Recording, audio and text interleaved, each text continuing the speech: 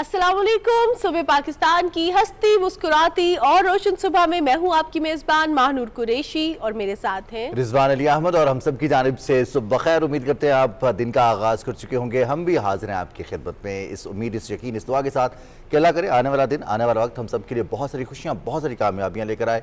गुजरे हुए वक्त की कोई भी नाकामी कभी पलट कर हमारे सामने ना आए। दिन के आगाज़ में थोड़ी सी बात कर लेते हैं मौसम की, क्योंकि मौसम अब ईद की आमद है, शॉपिंग हो रही है, मंडियों का रुख किया जा रहा है, साथ ही साथ बहुत सारे लोग ट्रैवल भी कर रहे होंगे, चाहे वो अपनी ट्रांसपोर्ट के जरिए करें, पब्लिक ट्रांसपोर्ट के जरिए करें, रेलवे के जरिए करें या फिर हवाई जहाज़ के जरिए करें। तो मौसम सबसे पहले ऐसी चीज़ होती है जिसका ख्याल रखना होता है, किस वक्त निकला जाए, कितना लंबा सफ़र है, उस हिसाब से फिर डिसाइड किया। बिल्कुल जनाब, और आपको बता देते हैं कि रावलपिंडी इस्लामाबाद का मौसम गर्म और खुश्क है। इसके साथ साथ दीगर शहरों के हवाले से अगर बात की जाए, कराची, लाहौर, बलाई पंजाब या खैबर पख्तूनख्वा, तो बारिश की तो प्रेडिक्शन नहीं है।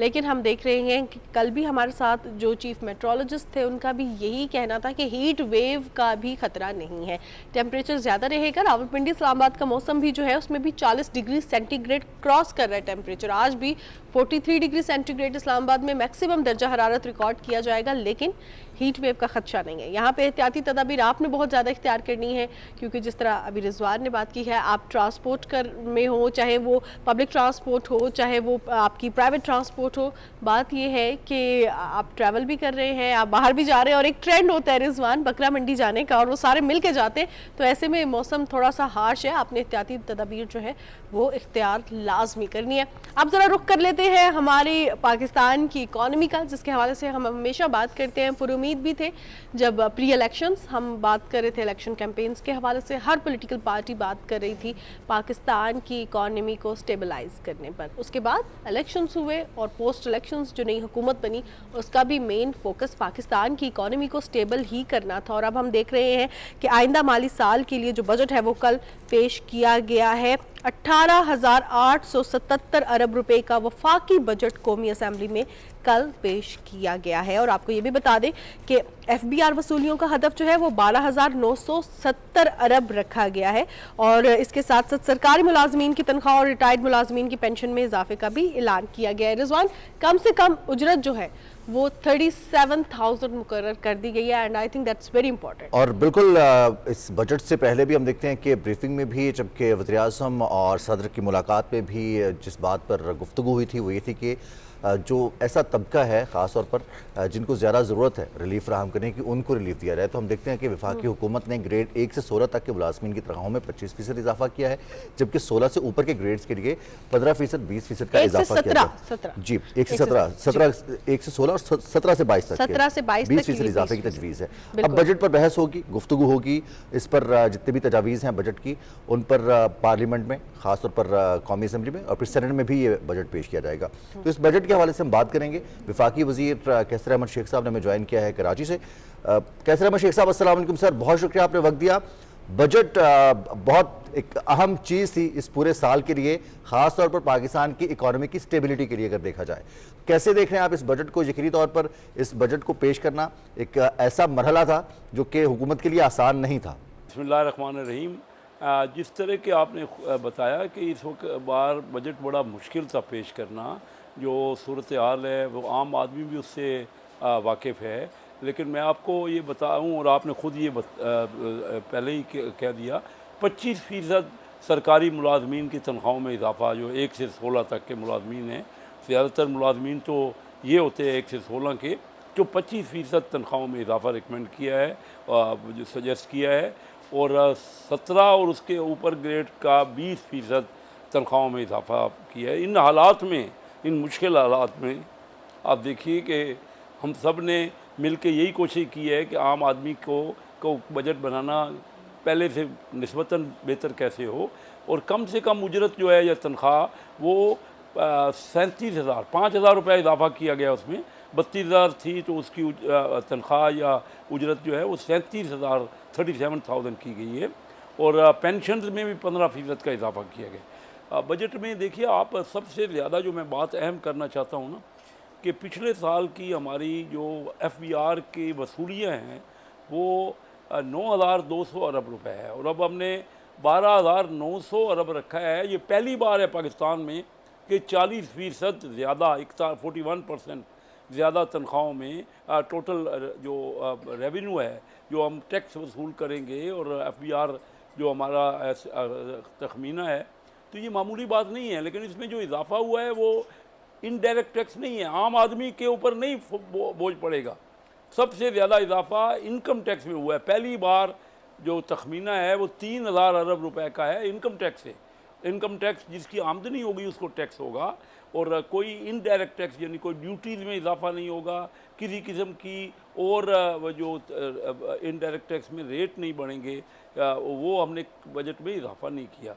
तो ये एक पहली बार उस तरफ पहले भी ये हो रहा है, लेकिन आहिस्ता आहिस्ता हो रहा था। अभी और ज़्यादा इसको तरजीह दी गई है कि डायरेक्ट टैक्स की तरफ ज़्यादा रुझान किया जाए। और आप देख रहे हैं कि जो टैक्सों में इजाफा हुआ है, मसलन इलेक्ट्रॉनिक गाड़ियाँ हैं, बड़ी बड़ी गाड़ियाँ हैं, उन पे इजाफा हुआ है। और ये हमने फैसला किया है कि आम आदमी की चीज़ों को इसमें हिट नहीं करेगा। 12,900 इस वक्त जो हमारा टैक्स टू GDP की तनासब है ना, वो सिर्फ 8.9% था, जो बिल्कुल कम था। तो हम उसको बेहतर कर रहे हैं ताकि एक तो हमारी आमदन भी बढ़ रही है, पूरे मुल्क की यानी आमदन भी बढ़ेगी। इस साल इजाफा उतना नहीं हो सका जितनी की तवक्को थी, सिर्फ 2.5% का इजाफा हुआ, जबकि तकरीबन 3.5% का एस्टीमेट था। अभी अगले साल वो होगा, इसमें इजाफा होगा। और मैं सब जोर यही दे रहा हूँ कि फ़ैसला किया गया है कि कम से कम महंगाई इसमें इन्फ्लेशन नहीं बढ़ेगा। अगले साल भी हम तवक्को कर रहे हैं। इस वक्त महंगाई जो है पिछले साल की मई 32% से इस साल 11.8% हो चुकी है, जो कि काफ़ी कमी हुई है। और ये हम चाह रहे हैं कि इसको मेंटेन किया जाए, और जो महंगाई है, गिरानी है, जो इन्फ्लेशन है, उसमें इजाफा कम से कम हो। और मैं ये महसूस कर रहा हूँ इस बजट में ऐसी कोई चीज़ नहीं है जिससे कोई चीज़ों के अशिया की नर्ख बढ़ेंगे या महंगाई होगी। सही। कैसर साहब, मैं अब आपसे ये भी जानना चाहूँगी, क्योंकि जब हम महंगाई के हवाले से बात कर रहे हैं, महंगाई तो कम हुई है, जब टैक्स में इजाफा होता है तो ख़ास तौर पे जो मुलाजमत पेशा तबका है वो मुतासर हो रहा होता है। तो अब हमने देखा है कि मुलाजमत पेशा तबके के लिए भी आसानी ये है कि 32,000 से 37,000 मिनिमम वेज रख दी गई है। अब इसके साथ साथ बेनज़ीर इनकम सपोर्ट प्रोग्राम के तहत भी बहुत से ख़ानदानों के लिए जो है अब मज़ीद उसमें ख़ानदान शामिल किए जाएंगे, उनको फैसिलिटेट किया जाएगा, और मज़ीद 593 अरब रुपीज़ जो है वो 593 अरब रुपीज़ उसमें और ऐड किए जा रहे हैं। लेकिन इसके साथ साथ हम देख रहे हैं still there are lot of people जो कि एजुकेट नहीं किया जाता उन्हें, और एजुकेशन में जो इस दफ़ा बजट है वो मुख्तस किया जा रहा है ज़्यादा, और ख़ास तौर पे बच्चों के साथ एजुकेशन में उनकी ग़िज़ायत प्लानिंग में भी बजट मुख्तस किया गया है प्राइमरी स्कूल्स में। ये कितना इम्पॉर्टेंट है, क्योंकि अक्सर औकात क्रिटिसाइज हमेशा जब भी बजट आता था तो हुकूमत को इस चीज़ पे किया जाता था कि हुकूमत डिपेंडेंट कर रही है। अब इसमें इंडिपेंडेंट किया जाएगा, बच्चों में ग़िज़ायत प्लान भी होगा, साथ साथ जो अभी तक कुछ नहीं कर सक रहे उनको बेनज़ीर इनकम सपोर्ट के तहत दिया जाएगा। इसको आप किस तरह देख रहे हैं और इसकी सस्टेनेबिलिटी आप किस तरह देख रहे हैं? देखिए, वो आप बड़ा सही आपने निशानदही की। 1 करोड़ फैमिलीज़ में, 10 मिलियन फैमिलीज़ में 590 अरब रुपए कर दिया गया है बेनज़ीर इनकम सपोर्ट के लिए। यानी तकरीबन अगर आप एवरेज ले लेंगे तो 5,000 रुपये महीना या हर 1 करोड़ फैमिली में वो तकरीबन एस्टिमेट ये 590 अरब को अगर तकसीम करेंगे तो उस तरह 5,000 रुपये फ़ी फैमिली हर माह उनको मिलेगा, 1 करोड़ फैमिली को। और आपने जैसे कहा तालीम पे ख़ास जोर दिया गया है। हमने आईटी के ऊपर जोर है, तालीम के ऊपर जोर है, बच्चों की ग़िज़ायत, क्योंकि बच्चे हमारे एक तो स्कूलों में नहीं जा रहे और दूसरी उनकी जो है ना ग़िज़ायत नहीं है। और बड़ा अच्छा इस तरफ रुझान किया गया है कि तवज्जो की गई है कि जो बच्चों को उनकी जो है ना खुराक पे और उस पर ख़ुसूसी तवज्जो दी जाए।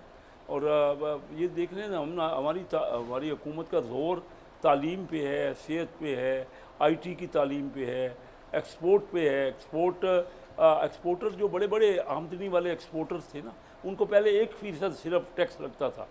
अभी एक्सपोर्ट तो हम चाहते हैं कि एक्सपोर्ट हो, लेकिन जिसकी आमदनी होगी एक्सपोर्ट से प्रॉफिट पे उसके ऊपर टैक्स है, आमदनी के ऊपर। अगर किसी की आमदनी नहीं होगी तो उसको टैक्स नहीं होगा। तो ये चीज़ें जो हैं, जैसे आपने खुद कहा कि 1 करोड़ फैमिली बहुत बड़ी तादाद है, उसमें 590 अरब से ज़्यादा का फ़ंड मुख्तस किया गया है और ग़िज़ाइयत पे भी और तालीम पे भी ज़ोर दिया गया है। और यही हमारी बुनियादी चीज़ें हैं जो हम महसूस कर रहे हैं कि इस हुकूमत का तवज्जो यही है। तालीम ख़ुसूसी तौर पे ज़रूरत थी, तो इन तमाम आस्पेक्ट को मद्देनज़र रखा गया है। और कोई ऐसी चीज़ नहीं है इसमें कि मैं आपको कह रहा हूँ मछलियाँ, क्योंकि मेरी मिनिस्ट्री का तल्लक फ़िशरीज़ से है। मछेरे बहुत बड़ी तादाद में सिंध में और बलूचिस्तान के साइलों में मछेरे हैं। उनके लिए हमने कहा है कि प्रोसेसिंग फैक्ट्रियाँ लगाएं, आप जो है एक्सपोर्ट करें मछलियों को, और वो प्रोसेसिंग फैक्ट्रीज़ के लिए जो वो फैक्ट्रियाँ लगाएंगे उसकी मशीनरी के लिए, उनके सीड्स के लिए और उनके जो फीड आता है फीड, उसके लिए ज़ीरो कर दी गई है ड्यूटी। उसको बिल्कुल आसान कर दिया गया है कि फैक्ट्रियाँ लगेंगी, उसमें उन मछेरों को खुद जो ये या उनके जो उनकी फैमिली है। तो ये हमारी एक बड़ी डिमांड थी जो जिस पे अमल कर दिया गया है, और मैं उसको अप्रिशिएट करता हूँ कि ये जो मेरे माही गिर जो है उन्होंने ज़ोर से ये डिमांड की थी और इस बजट में उनकी इस डिमांड को पूरा कर दिया गया। बिल्कुल और सही इंशाअल्लाह काफ़ी हम एक्सपोर्ट बढ़ा सकेंगे। इस वक्त हमारी जो फिशरीज है $500 मिलियन की एक्सपोर्ट है। हमारा टारगेट है कि इसको हम डबल करें इंशाअल्लाह। इंशाअल्लाह। कैसे मशीख साहब, जैसे आपने कहा कि बहुत सारी तरजीहात थी, उसमें से यकीनी तौर पर मुश्किल फैसले भी थे। अगर हम इकोनॉमी की डॉक्यूमेंटेशन की बात करें, उसको स्ट्रीमलाइन करने की बात करें, तो रियल स्टेट के हवाले से बात हो रही थी कि वहाँ पर टैक्स का निफाज होना चाहिए, FED हो। लेकिन इसके साथ साथ हम देखते हैं कि रिटेल पर भी टैक्स की इम्प्लीमेंटेशन के हवाले से बात की गई है कल बजट में, और वहाँ पर भी तजावीज़ है। बहुत बड़ा हिस्सा है इस रिटेल मार्केट का हमारी इकोनॉमी में, वहाँ पर टैक्स का निफाज यकीनी तौर पर इससे कबल गुफ्तगू भी हुई, तैयारी भी हुई, और रिटेलर्स के हवाले से, उनके नुमाइंदगान के हवाले से गुफ्तगू भी हुई। ये कितना मुश्किल मरहला था, इसके क्या फ़ायदे होंगे, थोड़ा सा इस हवाले से भी रोशनी डालिएगा। जी, आपने दुरुस्त तवज्जो दिलाई। देखिए, हम ताजर दोस्त स्कीम शुरू की है। हमने कहा है ख़ुद ताजर अपने तौर पे इस स्कीम में रजिस्टर कराएं। आसान स्कीम होगी ताकि उनको ज़्यादा FBR में मुश्किलात पेश ना आएँ। तो तकरीबन 35,000 के करीब ताजरों ने अपने आप को खुद वॉलंटियरली रजिस्टर्ड कराया ताकि वो टैक्स नेट में आएंगे, और तादाद बढ़ रही है क्योंकि इस पर हम वॉलंटियरली हम कर रहे हैं। हम कह रहे हैं लोग खुद आएँ, अपने आप को रजिस्टर करवाएं और आसान तरीके से अपना टैक्स स्कीम में आएँ। और आपने ये देखा ना कि जो नॉन फाइलर एक स्कीम है, दुनिया में कहीं नॉन फाइलर नहीं होता। नॉन फाइलर को हमने टैक्स किया है कि भाई आप आ जाएं टैक्स नेट में, कम रेट लगेंगे आपको, हर चीज़ में टैक्स कम है, क्यों आप अपने आप को नुकसान पहुंचा रहे हैं। ये वक्त लगेगा, लोगों को समझाने में वक्त लगा है, लेकिन अब ये हम उसी तरह तवज्जो दिला रहे हैं। और ये बड़ी राइट, सही, दुरुस्त सिमत है कि हम लोगों को सही तरीके से टैक्स नेट में लाएँ।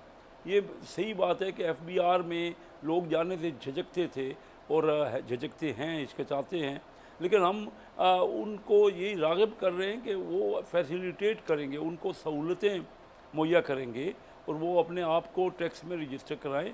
और ये रिटेल सेक्टर बहुत बड़ा सेक्टर है हमारे मुल्क में, उसमें हम वॉलंटियरली खुद अपने तौर पे लोग आगे अपने आप को रजिस्टर कराएं और आसान तरीके से वो असेस होंगे, उनका जो है FBR में जाके अपना टैक्स का भरेंगे और उसका फॉर्म भरेंगे, जो खुद डिटेल जो देंगे वो एक्सेप्टेबल होगी उनकी। तो इसलिए उनको भी एक आसान तरीके से हम कर रहे हैं। और नॉन फाइलर के लिए मुश्किलात हुई हैं बजट में, और जायज़ तौर पे हुई हैं, होनी चाहिए थी, क्योंकि लोगों को ये नॉन फाइलर वाली जो बात है ना, उस पर ज़्यादा लगेगा तो लोग मोटिवेट होंगे कि कम रेट है। किसी ने गाड़ी ख़रीदनी है, किसी ने बाहर जाना है, तो वो उसको टैक्स बढ़ जाएगा या उसको मुश्किलात हो जाएंगी। तो ये चीज़ें, और इसीलिए हर एक को ख़ुद अपने तौर पे टैक्स में आएंगे और बतदरीज इसमें टैक्स बढ़ेगा। देखिए, तकरीबन 40% टैक्स जो बढ़ा है, ये पहली बार हुआ है ऐसा 40% का, और हम इंशाल्लाह उसको हासिल करेंगे। और कोई नया इजाफा नहीं, इसमें बहुत कम नया कोई इजाफा हुआ है।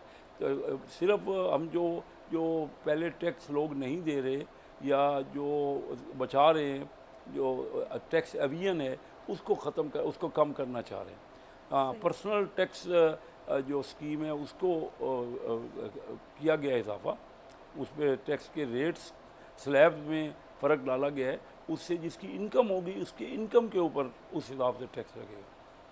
सही सही। कैसर साहब, अब मैं आपसे ये भी जानना चाहूँगी कि अगर हम बात करें तवानाई के शोबे की, एनर्जी पाकिस्तान का एक बहुत बड़ा इशू है और दीगर ममालिक के साथ, चाइना के साथ मिलकर भी इस पे काम किया जा रहा है।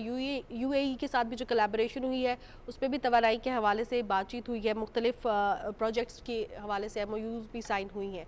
अब इस बजट में देखा जाए तो 253 अरब रुपए का जो है वो 253 अरब रुपए मुख्तस किए गए हैं तवानाई के शोबे के लिए। इससे अब आम आदमी किस तरह फ़ायदा उठा सकता है? इसके साथ साथ तवानाई के हवाले से बात करें तो हमारा हेल्थ सेक्टर, इसमें आम आदमी के लिए क्या क्या फैसिलिटीज़ प्रोवाइड की जाएंगी इस बजट में? तवानाई का शोबा बहुत ज़रूरी है। ये आप देख रहे हैं कि बिजली के नर्ख बहुत बढ़ गए हैं, तो हमारी आज सब तवज्जो अब ये है कि हम फॉसल फ्यूल की जगह, जो कि ईंधन ऐसा है जिससे कि कार्बन निकलती है और जिससे पोल्यूशन होती है, तो उसकी बजाय हम ऐसा जैसे हाइडल और सोलर एनर्जी की तरफ जा रहे हैं जो साफ़ सुथरी एनर्जी होती है। अब आप देख रहे हैं कि हाइडल के लिए अभी दासू प्रोजेक्ट जो है, हाइड्रो प्रोजेक्ट, उसके लिए $1 बिलियन का जो है वो कर्ज वर्ल्ड बैंक ने दिया है। तो ये मैं ये महसूस कर, इसी तरह हम सोलर पे हवा से और जो सूरज की रोशनी से हम सूरज की सोलर से बिजली ले रहे हैं, और ये कंपैरेटिवली जो है ये बहुत ग्रीन एनर्जी है। ग्रीन एनर्जी की वजह से पोल्यूशन में कमी होती है और वैसे भी सस्ती बिजली प्रोवाइड होगी। इससे जो हम अवॉइड कर रहे हैं कि वो जो ऑलरेडी एनर्जी पे आपने देखा कि जो हमारे पिछले प्रोजेक्ट चल रहे हैं, उन प्रोजेक्ट्स के बाद अब हम नया प्रोजेक्ट कोई भी उस पर जो ईंधन पे जो है, यानी डीजल पे और इस पे इलेक्ट्रिसिटी उससे जनरेट हो, उसकी निस्बत हम साफ़ सुथरी एनर्जी हासिल करेंगे और उसमें सस्ती, कंपैरेटिवली उसकी चीपर होगी, कास्ट कम होगी और लोगों को उस सस्ते नरखों पे हम कोशिश कर रहे हैं कि, क्योंकि बहुत आप देख रहे हैं ऑयल की प्राइसेस दुनिया में बहुत बढ़ रही हैं और उस बढ़ने की वजह से हमारी कास्ट बढ़ जाती है और कैपेसिटी चार्जेस काफ़ी है हमारे। उन सब को अवॉइड करने के लिए हम ये ज़्यादा से ज़्यादा अब ऐसे सिस्टम पे जा रहे हैं जो कि क्लीन भी हो, ग्रीन भी हो और जिसकी कास्ट जो है वो कम आए। बिल्कुल सही। और एक बहुत ही अहम मसला जो कि बहुत बड़ा बोझ था हमारे अखराजात के हवाले से, हर बजट में इस हवाले से बात होती थी, फिर इजाफा होता था, मुतालबात भी किए जाते थे। इस दफ़ा एक तो कंट्रीब्यूशन स्कीम मुतारिफ करवाई गई है, फिर एक फ़ंड कायम करने के हवाले से बात की गई है। हम बात कर रहे हैं पेंशन की। बहुत बड़ा बोझ था हमारी इकॉनमी पर इसमें कंट्रीब्यूशन स्कीम मुतारिफ करवाना, और फिर इसके साथ साथ जो सहजहती है 3 फरीकों का मिलकर इस फंड के क़याम के हवाले से और इस बोझ को बांटने के हवाले से, कितना मुश्किल इक़दाम था और ये कितना खुश आइंद होगा आने वाले दिनों में हमारे लिए।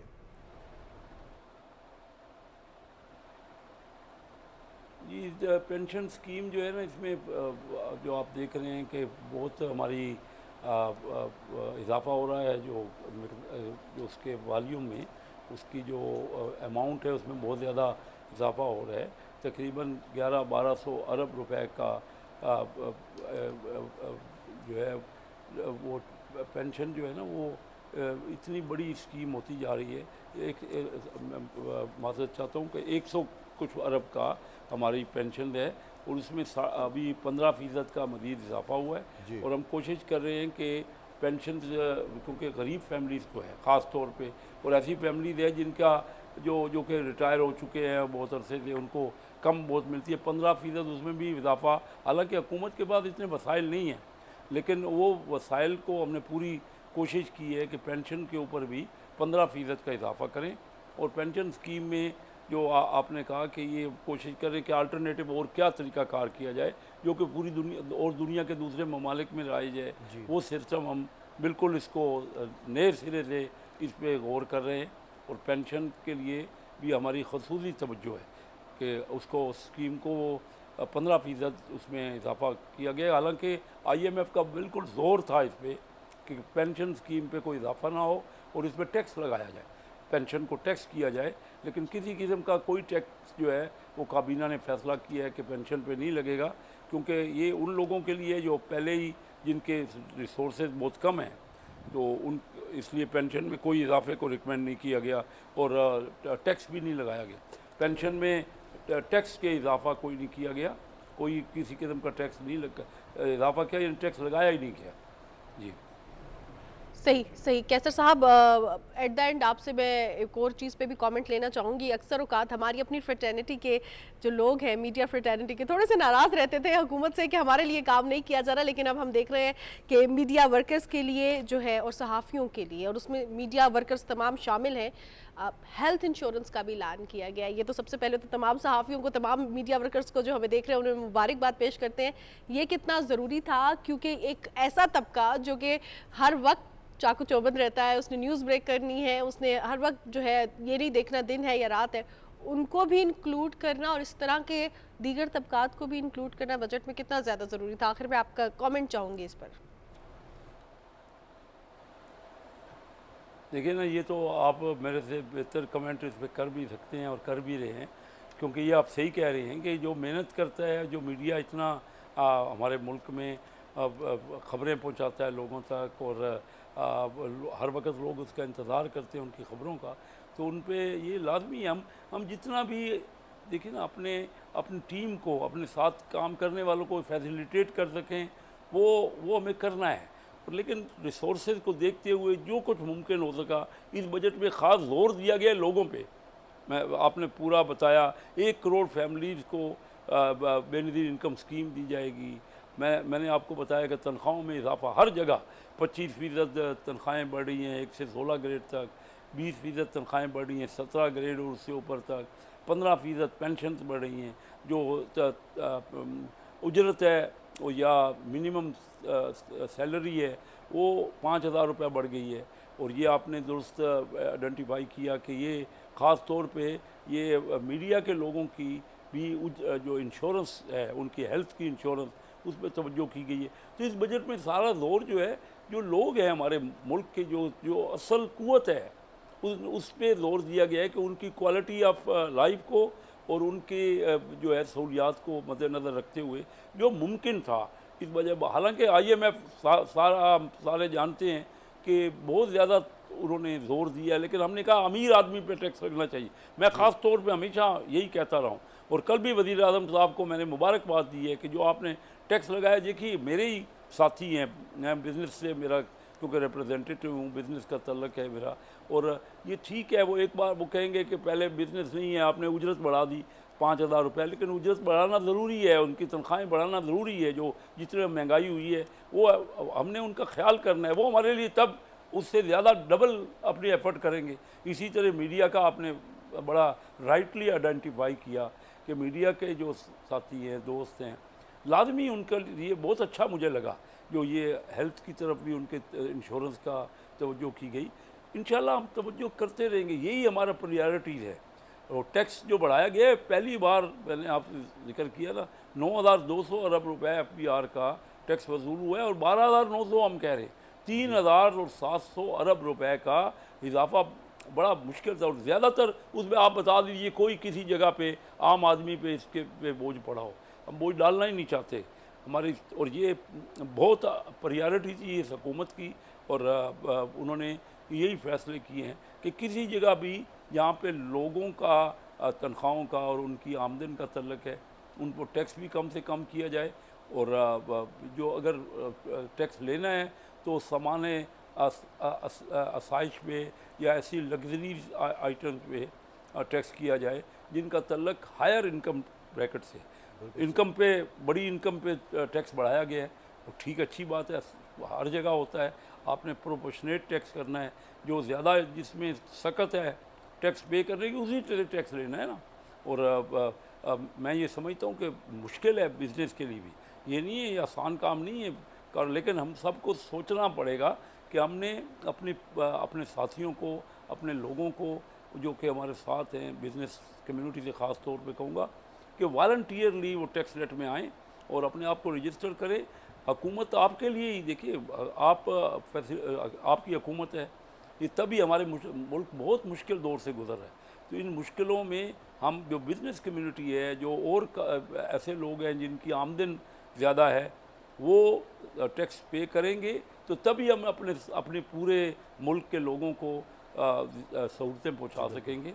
इंशाअल्लाह तालीम के मामले में आप देख रहे हैं, सेहत के मामले में, ये तमाम शोबे जो हैं इन पर्टिकुलर हमारे जहन में है कि वो उनको फैसिलिटेट किया जाए। और ये किया जाएगा जब हम 3000 और 700 अरब रुपए ज़्यादा वसूल करेंगे, तो वो ज़्यादातर आपने देखा कि जो PSDP है वो इस साल सिर्फ कोई 300 अरब रुपए का खर्च हुआ है। जो साल गुजरा है उसमें 3 PSDP जो डेवलपमेंट के प्रोग्राम है उसमें 300 अरब रुपए का इस साल खर्च हुए, हमने 1300 अरब अगले साल का तखमीना किया है।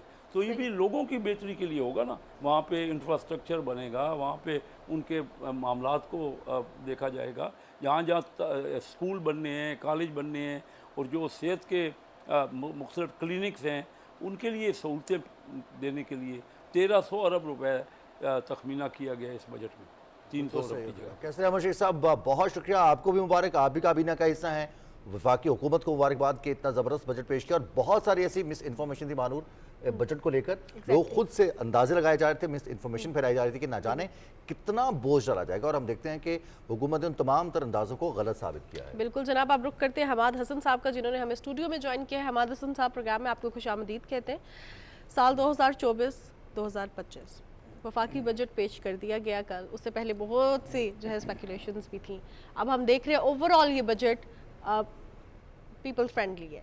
आप इसको बीइंग एन एक्सपर्ट कैसे देख रहे हैं? हम देख रहे हैं कि चाहे इस पे एजुकेशन सेक्टर हो, बच्चे हों, तालीमी इदारे हों, उनको जो है वो फैसिलिटेट किया गया। फिर सरकारी मुलाजमीन के साथ साथ हम देख रहे हैं कि वो लोग जो अभी कमा नहीं सक रहे हैं उनके लिए बेनज़ीर इनकम सपोर्ट प्रोग्राम में भी इंक्लूजन उनकी मज़ीद बढ़ी है। इसके साथ साथ कंट्रीब्यूशन प्लान, ये एक बड़ा इंपॉर्टेंट चीज़ थी, क्योंकि ये डर था कि बाद में पेंशन होगी या नहीं होगी। और फिर जो नए जिनको अभी जॉब्स मिली हैं, जिन्होंने अभी काम स्टार्ट किया, ये कितना ज़रूरी था कि तमाम सेक्टर्स को इंक्लूड किया जाए पॉलिटिकल स्टेबिलिटी के लिए पाकिस्तान में। बहुत शुक्रिया मानूर, आपने कहा कि आप एज ए एक्सपर्ट कैसे देखते हैं, तो मैं बजट का या इकानमी का एक्सपर्ट नहीं, तारीख़ का तालिब इल्म हूँ, सियासत का तालिब इल्म हूँ, इन मामलात को देखता रहा हूँ। तो मैं उस पर देखिए, जब हम कौमों की तारीख़ को देखते हैं, उसको पढ़ते हैं, तो जिस हालत से हम गुज़र रहे हैं इससे कहीं ज़्यादा मुश्किल सूरत हाल से दूसरी कौमें गुज़री हैं। बिल्कुल। और उनकी खुशकिस्मती, बहुत से कौमों की खुशकिस्मती ये रही है कि उन्हें विजनरी और दयानतदार लीडरशिप मिली। ये मलेशिया की मिसाल है, सिंगापुर की मिसाल है, चाइना की मिसाल है, बहुत सारे ममालिक की मिसाल है। तो जिस घड़े से हम निकल आए हैं, जिस मुश्किल सूरत हाल से हम निकल आए हैं, तो अभी हमने ट्रैक पर चढ़ना है। अभी हमने सफ़र का आगाज़ नहीं किया है, हम इब्तदाई सफ़र के मरहले में हैं। हमने आगे बढ़ना है, हमने टेक ओवर करना है, हमने फ्लाई करना है, हमने आगे की तरफ बढ़ना है। तो इस सूरत हाल में कम अज़ कम ये तवक्को रखना, ये एक्सपेक्ट करना कि हम इंतहाई आइडियल सूरत हाल का सामना एब्रप्टली करेंगे, तो ऐसा तो मुमकिन नहीं है। ये तो ख्वाब ख्याल हो सकते हैं, अमली और हकीकी दुनिया में ऐसा नामुमकिन है। लेकिन इस वक्त हम देखें कि मजमूई तौर पर हम किस सूरत हाल की तरफ बढ़ रहे हैं। तो आज से 2 साल पहले की सूरत हाल का जब हम तज्ज़िया करें, तो हम दुनिया में मुकम्मल तौर पर तकरीबन तन्हा हो गए थे। जी बिल्कुल। हमारी मईशत डूब चुकी थी, हमारी जमहूरियत जो थी वो ट्रैक से उतर चुकी थी, हमारा निज़ाम इंसाफ जो था वो सब कुछ तारीख़ का हिस्सा है और हमारे सामने है। इस वक्त क्या हो रहा है? इस वक्त ये हो रहा है कि कम अज़ कम आलमी सतह पर हमें एक एक्सेप्टेंस मिलने लगी है। अभी चाइना का दौरा करके प्राइम मिनिस्टर साहब आए हैं, तो मेरे मालूमात के मुताबिक 23 MOUs साइन हुए हैं और ये बहुत बड़े प्रोजेक्ट्स है।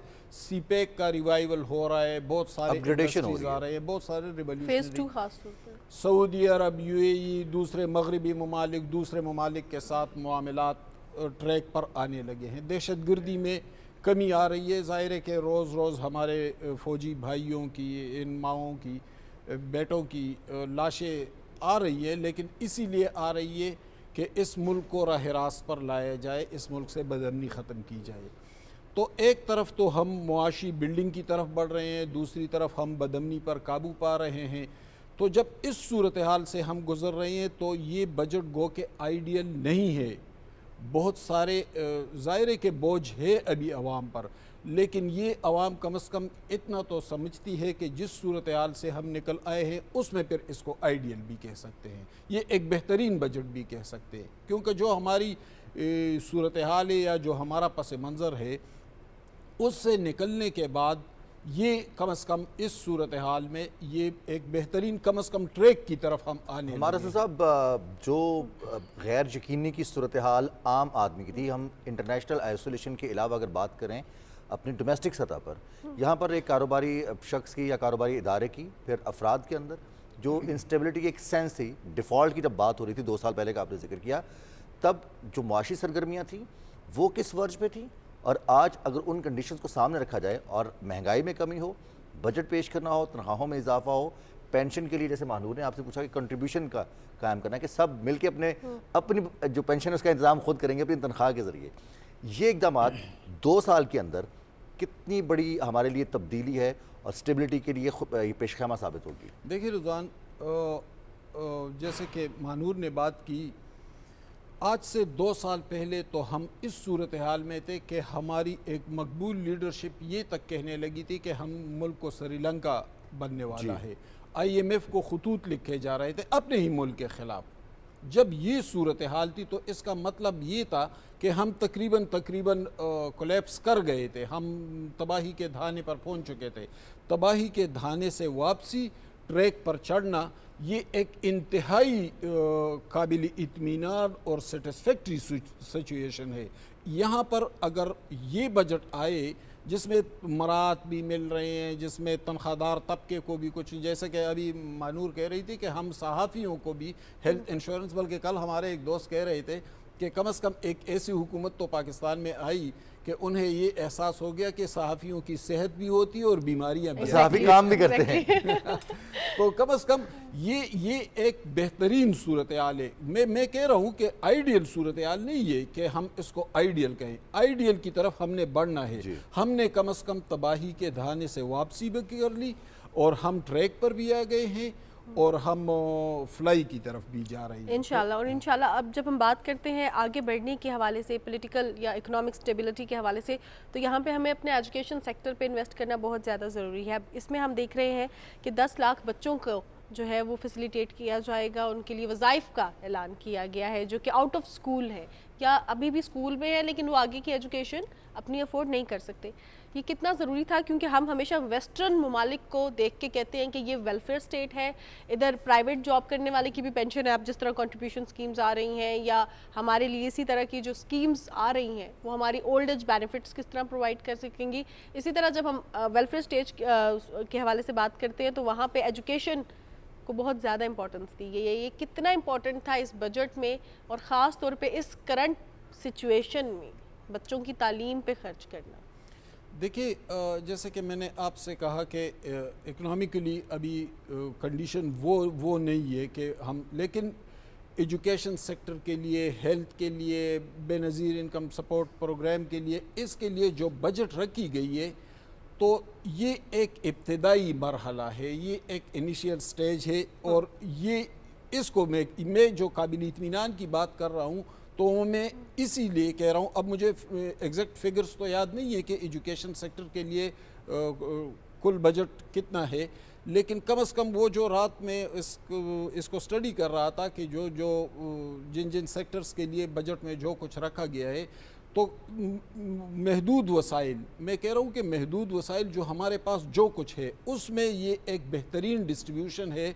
और आने वाले दिनों में जबकि इस वक्त बहुत सारे अपॉर्चुनिटीज़ हमारे सामने आने लगे हैं, जैसे कि मैंने कहा कि अभी चाइना का दौरा या जो फॉरेन इन्वेस्टमेंट आ रही है, तो जूँ जूँ सूरत हाल बेहतर होती जाएगी। और एक और बात मैं आपको बताऊँ, ये हुकूमत, ये शहबाज शरीफ, ये जब चीफ मिनिस्टर पंजाब थे तो शहबाज स्पीड को एक आलमी शोहरत और एक आलमी इस्तारा बन गया था ये Exactly. तो वहाँ से या उससे पहले जब मियाँ नवाज शरीफ 2018 से पहले प्राइम मिनिस्टर ऑफ पाकिस्तान थे तो हमारा शुमार दुनिया के बेहतरीन तेज़ी के साथ तरक्की करते हुई मईशतों में होने लगा था। तो वही लोग हैं, वही पार्टी है, वही लेगेसी है, तो उन्हीं के पास हुकूमत है। तो जब हम तबाही के धाने से भी वापस आए हैं, जब आइडियल न सही लेकिन कम से कम बेहतरीन बजट इस सूरत हाल में आ गया है, तो इसका मतलब है कि हम आने वाले दिनों में बेहतरी की जाएंगे। चैलेंजेस कौन कौन से दरपेश थे? पॉलिटिकल कीमत अदा करने की बात की गई, जैसे ही हम देखते हैं इससे कबल इत्तेहादी हुकूमत 16 माह की हुकूमत थी, उसके बाद जैसे ही अब इस हुकूमत ने अपना चार्ज संभाला और इंतज़ाम संभाला, उसके बाद भी बहुत सारे मुश्किल फ़ैसले थे। अभी भी अगर पॉलिटिकली देखा जाए तो मुश्किल फ़ैसले थे। इसके बावजूद हम देखते हैं कि ख़ास हमारी जो अपोजिशन है उनकी जानिब से ये अफरा तफरी फैलाने की कोशिश की जाती है, इस तरह की गुफ्तगू करने की कोशिश की जाती है कि अभी भी स्टेबिलिटी नहीं है। मतलब आलमी इदारे जिनके साथ मुआहदों की से रूगर्दानी उन्होंने की, खतूत उन्होंने लिखे, और आज वही एतराज़ कर रहे हैं कि अगर हम आलमी इदारों का एतमाद हासिल कर रहे हैं, उसके लिए मुश्किल फ़ैसले कर रहे हैं, तो उसके असरात यकीनी तौर पर आने वाले दिनों में सामने आएंगे। देखिए, हमारे पार्लिमान की तारीख़ तो इस हवाले से कुछ ज़्यादा शानदार नहीं है। दूसरी जमातों ने भी हमेशा बजट पे वो कापियाँ फाड़ी, शोर शराबे, हंगामे किए। तो जब मेचेवर जमातों की तारीख़ यही है, जब बहुत पुरानी 100 साल जमातों की तारीख़ यही है, तो फिर हम उस जमात से कोई ज़्यादा तवक्को नहीं रख सकते। उस जमात से हम क्या तवक्को रखें जिनका लीडर कह रहा था कि मैं मुल्क को श्रीलंका बना दूंगा, जिनके रहनुमा IMF को अपने मुल्क के ख़िलाफ़ ख़त लिखते हैं। लेकिन वज़ीर-ए-आज़म शहबाज शरीफ तो जब अपोजिशन में तब से मिसाक मईशत की बात कर रहे हैं। तो मिसाकी मईशत, अच्छा, इस पे वो कंट्रीब्यूट नहीं करेंगे, वो किसी पॉजिटिव उसकी तरफ नहीं आएंगे। ज़ाहिर है ये उन्होंने करना था, लेकिन वक्त के साथ साथ उनकी राय, उनकी सियासत, उनके नैरेटिव की अहमियत कम होती जा रही है। अब उसमें वो शिद्दत नहीं रही जो पहले इब्तदाई दिनों में थी, और वो वक्त के साथ साथ कम होता जा रहा है। देखिए, अब लोग इस पर नहीं सोचते कि किसने ज़्यादा शोर शराबा और हंगामा किया। अब लोग इस पर सोचते हैं, इस सियासत के साथ होते हैं कि कौन बेहतरीन इकोनॉमिक बिल्डिंग करता है, कौन मईशत को बेहतर बना रहा है, कौन मुल्क को आगे की तरफ ले जा रहा है। और ये इस दफ़ा के इलेक्शंस में साबित कर भी दिया है अवाम ने। एक शॉर्ट आपसे आखिरी कमेंट चाहूँगी, इस चीज़ पर बातचीत बहुत होना शुरू हो गई है सोशल मीडिया पे कि टैक्स में इजाफा किया गया है। एक तरफ से फैसिलिटेट भी कर रही है गवर्नमेंट, एक तरफ से हम देख रहे हैं कि सब्सिडीज़ भी एक तरह से प्रोवाइड की जा रही है बच्चों की एजुकेशन की फॉर्म में, फिर मिनिमम वेज की फॉर्म में, फिर बेनज़ीर इनकम सपोर्ट सिस्टम की फॉर्म में। अब आप इसको किस तरह देखते हैं? आपका एक छोटा सा कॉमेंट हमें चाहिए न्यूज़ ब्रेक से पहले।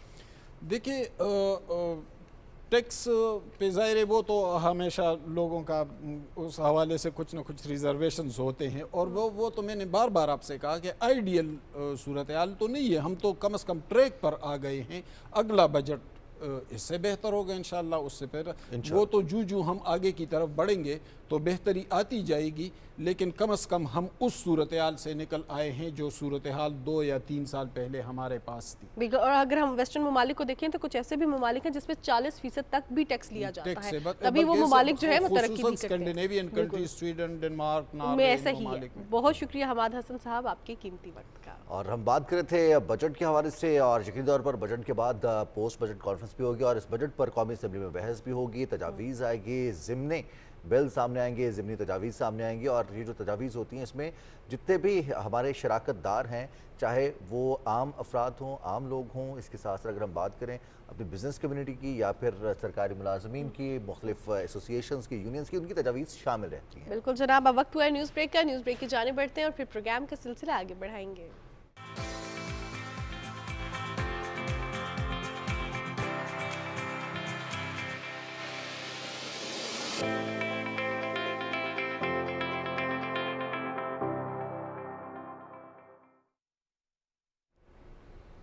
जी जनाब, सुबह पाकिस्तान में आपको एक बार फिर खुशामदीद कहते हैं। आज है जुमेरात और जुमेरात को हमारे साथ होते हैं मज़हर शहजाद साहब और आज भी उन्होंने हमें ज्वाइन कर लिया। अस्सलाम वालेकुम मज़हर साहब। सलाम, कैसे हैं? अल्हम्दुलिल्लाह ठीक ठाक। देखें हमारे शहर में तकरीबात हो रही हैं, एकेडमी ऑफ लेटर्स की तकरीबात हो रही हैं और बड़ा अच्छा, यानी गर्मी के साथ साथ बड़े अच्छे अच्छे प्रोग्राम भी हो रहे हैं और ईद आने वाली है, तो आज इस हवाले से कुछ आपको मैं जी दिखाना प्लीज़ चाह आप रहा हूँ। स्टार्ट कीजिए। और जैसे आपने जिक्र Thank किया you. कि अकादमी अदबियात के ज़रिए तमाम तकरीबात हो रही हैं और ये बड़ी खुशाइन बात है कि अदब के हवाले से जब तकरीबात का इनेकाद किया जाता है और उसमें उस फ़न को सराहा जाता है, ख़ास तौर पर जो हमारे अदीब हैं, हमारे कॉलम निगार हैं, हमारे शोरा हजरात हैं जिनका अदब से बड़ा गहरा ताल्लुक है और अदब को ज़िंदा रखने के लिए अपना किरदार अदा करें, तो उनको तस्नीम भी किया जाता है और उसके लिए उन्हें अवार्ड भी दिया जाता है। बिल्कुल जनाब, पाकिस्तान एकेडमी ऑफ लेटर के ज़ेर एहतमाम सहरोज़ा कौमी तकरीब बराए तकसीम इनामात हुई और तकसीम एजाज़ात में जो है हम बात करें तो कमाल फ़न अवार्ड से नवाजा गया ऐसे अदीबों को जो हमारे दरमियान मौजूद हैं। उनकी कॉन्ट्रीब्यूशंस जो है उनसे हम सीख रहे हैं और हमसे हमारे बाद आने वाली नस्लें भी सीखेंगी और जिन्होंने काम किया है पाकिस्तान के अदब के हवाले से। और वैसे भी देखा जाए पाकिस्तान के अदब तो हम एक बात इसी वजह से कहते हैं कि पाकिस्तान से हमारा ताल्लुक़ है, लेकिन अदब की कोई सरहद नहीं होती है। और अब अगर हम बात करें तो हमारे दरमियान भी ऐसे बहुत बड़े बड़े लोग मौजूद हैं और ऐसे ही दो शख्सियत आज हमारे प्रोग्राम में मौजूद हैं। उन्होंने हमें ज्वाइन किया है। आपको ये बता देती हूँ कि बेसिकली ये जो अवार्ड्स दिया जाते हैं, कमाल फ़न अवार्ड, ये जो ज़िंदगी भर की आपकी कंट्रीब्यूशन होती है टुवर्ड्स योर स्पेसिफिक फील्ड, उसके हवाले से दी जाती है अदब में। सो अदब के हवाले से जब हम बात करें तो बहुत बड़े बड़े नाम हमारे साथ मौजूद हैं। कॉलम निगार हैं, शायर हैं, अदीब हैं, डॉक्टर अब्दुल कयूम बेदार और उसके साथ साथ हमारे साथ साबिक चीफ सेक्रेटरी हैं, फिक्शन निगार हैं, दानिश्वर हैं, मुनीर पादीनी साहब। सबसे पहले आप दोनों को प्रोग्राम में खुशामदीद। वेलकम। मुनीर साहब बहुत शुक्रिया और आपको मुबारकबाद भी इस तकरीब के निगात पर भी, और अब्दुल कयूम बेदार साहब आपको बहुत बहुत मुबारक। इस तरह की तकरीबात बाद साहब हम बात का आगाज़ करेंगे, तो ये जो तकरीबात होती है ख़ास तौर पर कमाल फ़न अदब के हवाले से, ये अदब को ज़िंदा रखने के लिए, उसकी तरवीज के लिए कितनी ज़रूरी है? बहुत बहुत शुक्रिया, आपने बुलाया अपने मॉर्निंग शो में। और यस, इम्पोर्टेंस जो है और इसकी अहमियत अदब के हवाले से बहुत ही इम्पोर्टेंट है। उसकी वजह यह है कि जो अदीब होता है वो अदब जो होता है वो आईना होता है एक सोसाइटी का, रिफ्लेक्शन होता है सारे सोसाइटी का। तो मैं समझता हूँ कि पाकिस्तानी एकेडमी ऑफ लेटर्स को काबिल मुस्तहक है इस बात का कि उन्होंने बहुत अरसे के बाद इस किस्म के इस फेस्टिवल का एक इवेंट का उन्होंने इंतज़ाम किया, जिसमें मुल्क भर के सारे अदीब और सारे शुअरा जो है उन्होंने पार्टिसिपेट किया और उनको इनामात से नवाजा गया। कमाल फ़न अवार्ड को कभी मुस्तहक अफराद को उन्होंने नवाजा इस इनाम से, जो कि पाकिस्तान का हाईएस्ट लिटरेरी अवार्ड है। और खुशकिस्मती से वो अवार्ड मुझे भी मिला, तो मैं पाकिस्तान एकेडमी ऑफ लेटर्स का मशकूर हूँ। और मैं समझता हूँ कि नजीबा आरिफ साहिबा जो इस वक्त चेयरवुमन है पाकिस्तान एकेडमी ऑफ लेटर्स का, उनका बहुत बड़ा कंट्रीब्यूशन है इस इवेंट को मुनक़िद करने में। तो all my praises for her और फॉर हर टीम, उन्होंने इस तरह का एक बंदोबस्त किया। मैं समझता हूँ कि इस सोसाइटी को अदीबों और शायरों की ज़्यादा ज़रूरत है, क्योंकि इस केओस के अंदर अगर कोई चीज़ यूनिटी रख सकती है लोगों के दरमियान, वो लिटरेचर है, अदब है और फ़लसफ़ा है। उसके बग़ैर सोसाइटी का जो कलेक्टिव विज़डम होता है वो उसको मेंटेन करना बिल्कुल बहुत मुश्किल होता है। और ये जो दरमियान है, मैं आपको एग्रेशन और एक्सट्रीमिज़म और कोई ऐसी चीज़ें नज़र आ रही हैं, उसकी वजह यह है कि लोग चंद चीज़ों से दूर होते जा रहे हैं और ख़ासकर लिटरेचर से बहुत दूर होते जा रहे हैं। तो जब मैं स्टूडेंट होता था तो उस ज़माने में तो हम बग़ैर किताब के तो सो भी नहीं सकते थे और बग़ैर लिखे हुई चीज़ के तो हमें चैन भी नहीं आ सकता था। तो खैर बहरहाल आज का दौर सोशल मीडिया का दौर है, लेकिन इवन देन आज भी हमें हमारे नौजवानों को पढ़ने की ज़्यादा ज़रूरत है, सोचने की ज़्यादा ज़रूरत है, रिफ्लेक्शन की ज़्यादा ज़रूरत है। मैं समझता हूँ कि जब तक आप एक स्टूडेंट के अंदर उसकी जो क्रिटिकल सेल्फ है, जब तक आपका निज़ाम तालीम और आपका करिकुला और आपका निसाब उस क्रिटिकल सेल्फ को बेदार नहीं कर सकता, तो उस वक्त तक आपकी तालीम भी बेकार है। तालीम से मुराद इंफॉर्मेशन नहीं है, इंफॉर्मेशन का एक बहाव है, एक दबाव है जो आपके ऊपर है, बट दैट इज़ चैनलाइज करना। जी, that is not information is कि टम्बकटू का दारुल-हुकूमत किधर है, तो ये दिस इज़ इंफॉर्मेशन, ये आप सोशल मीडिया से सीख सकते हैं। लेकिन वो जो इंफॉर्मेशन आपके पास है उसका एनालिसिस करना, उसको समझना, परखना, उसके ऊपर रिफ्लेक्ट करना, वो that is some inborn qualities होती हैं, वो स्टूडेंट के अंदर बेदार करना। मैं समझता हूँ कि अदब जो है बहुत बड़ा एक रोल प्ले कर सकता है उस क्रिटिकल सेल्फ को आगे ले जाने। बिल्कुल बिल्कुल बिल्कुल। अब्दुल कयूम बेदार साहब, अब आपसे जानना चाहूँगी, आपकी जो किताबें हैं हमारे सामने हैं और हम जो है देख रहे हैं कि चाहे वो बच्चों के हवाले से काम हो, बच्चों की कहानियों पे भी काम किया गया, बच्चों के लिटरेचर पर भी काम किया गया, क्योंकि वो एक बड़ी वल्नरेबल ग्रोइंग एज होती है और उसमें अगर आप बच्चों को अदाब सिखा दें लिटरेचर के ज़रिए तो वो एक बहुत इंपॉर्टेंट चीज़ होती है और सारी ज़िंदगी उनके साथ रहती है।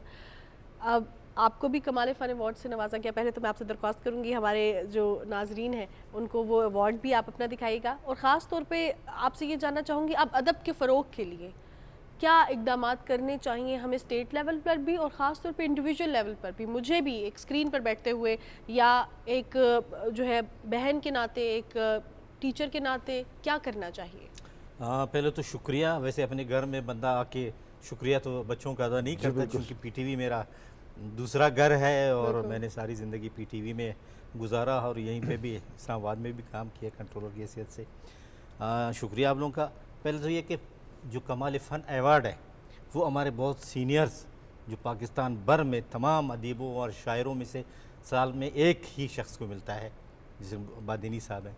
अच्छा, उसके अलावा जो किताबें होती हैं, जो किताबें आपके सामने हैं, उन किताबों पे फिर मुख्तलिफ़ ज़ुबानों में की किताबों को अवार्ड दिए जाते हैं। जी सही। तो ये जो मुझे ये जो किताब आपके सामने है ड्रामे वाली, इसको फिर इस ये जो अवार्ड है ये फिर दिया गया है इसी किताब को, ब्राहवी स्टेज ड्रामा। Stage drama. ये साल में हर ज़ुबान की दो किताबों को अवार्ड दिया जाता है। तो 2016 में, जबकि 2016 में भी मैं यहीं पे इस्लामाबाद में ही था, तो ये मेरी इस किताब को ये अवार्ड दिया गया। इसी तरह बलूची, बिरावी, पश्तो, पंजाबी, सिंधी, इवन जितनी ज़ुबानें हैं हमारे पाकिस्तानी, उन सब को अवार्ड से नवाजा जाता है। तो ये उसी का है। यानी बादिनी साहब हमारे उस्ताद हैं और इन उस्तादों के ज़ेर साया हमने जो सीखा, जो किया और करना भी चाहिए। अच्छा, बच्चों के अदब के हवाले से आपने बात की। बच्चों के अदब के हवाले से मेरे जहन में यह है कि इस वजह से ये छोटी छोटी कहानियाँ हैं, फिर उनका तर्जुमा भी किया है कि इस एज से ही अगर आपको इल्म और अदब से रग़बत हो और आप बच्चों को इस लाइन पे लगाएं, तो ये जो गैर निसाबी बाकी सरगर्मियों से वो अदब की तरफ आते हैं, और इससे ये है कि एक दानिश्वर ही पैदा होगा। बिल्कुल वो सही अपनी तालीम के साथ साथ इल्म और अदब को जान जाएगा।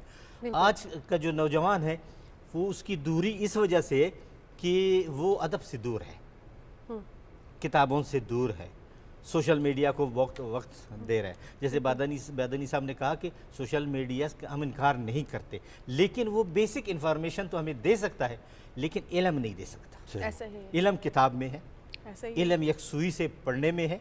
अगर आप तो ये तो आप ले सकते हैं कि उससे कि फैज़ अहमद फैज़ की शायरी में क्या है, लेकिन उसको डेप्थ में पढ़ना और उसको समझना और उससे मैसेज हासिल करना वो किताब में आपको मिलेगा। वाह, क्या बात है। और ये जो आपके बच्चों की कहानी है, कहानियाँ, अच्छी कहानियाँ अच्छे बच्चों के लिए, ब्रैकेट्स में लिखा हुआ है। अब ये अच्छे बच्चों के लिए ये बड़ा डिफरेंट चीज़ है कि बच्चों को ये बताया जाए कि जो भी पढ़ेगा बच्चा उसको यही होगा कि ये मेरे लिए है, मेरे लिए मैं अच्छा हूँ। ये इस चीज़ को प्रियम्प्ट करना, बच्चों में इन्हेंस करना इस चीज़ को, या फिर नौजवानों में, क्योंकि सारी ज़िंदगी इंसान सीखता है, कितना ज़रूरी है। जैसे मुनीर साहब भी कह रहे थे कि हमें सेल्फ क्रिटिकल होना ज़रूरी है, समझना ज़रूरी है। तो अगर अपनी अच्छाई पहले नज़र आएगी तो वो दूसरों में भी अच्छाई ही ढूंढेगा। कितना ज़रूरी है कि हम इस तरह का लिटरेचर सामने लेकर आए। देखें, आप अगर आपके दो बच्चे हैं, एक इंटेलिजेंट है और एक थोड़ा सा डल है, अब आप जिस बच्चे पर ज़्यादा शफकत करेंगे तो दूसरे को तो जेलसी होगी। जी बिल्कुल। ठीक है ना। तो इस तरह जो बच्चे किताब से दिलचस्पी रखते हैं या पढ़ाई में दिलचस्पी रखते हैं तो माँ बाप उनको नहीं डांटते, बल्कि उनको इनामात से भी नवाजते हैं और उनका ख्याल भी रखते हैं। लेकिन जो पढ़ाई से दूर भाग जाते हैं या फिर वो दिलचस्पी नहीं लेते तो उनको डांट भी पड़ती है। तो ये किताब लिखने का मकसद ये कि आप अच्छे बच्चे हैं, आप अच्छी कहानियाँ पढ़ें। वाह, जो अच्छे बच्चे अच्छी कहानियाँ पढ़ते हैं तो वो सीखते हैं। ये सीखने का मरहला है। वाह, सही, क्या बात। बिल्कुल, और ये बहुत ज़्यादा ज़रूरी भी है। अब मैं आपसे जानना चाहूँगी मुनीर साहब, हम देख रहे हैं कि आपने कहा, जिस तरह आपकी बात को ही लेकर हम आगे चले, कि सोशल मीडिया पे इंफॉर्मेशन है, अदब नहीं है। अब आज का जो दौर है, डिजिटलाइजेशन का दौर है।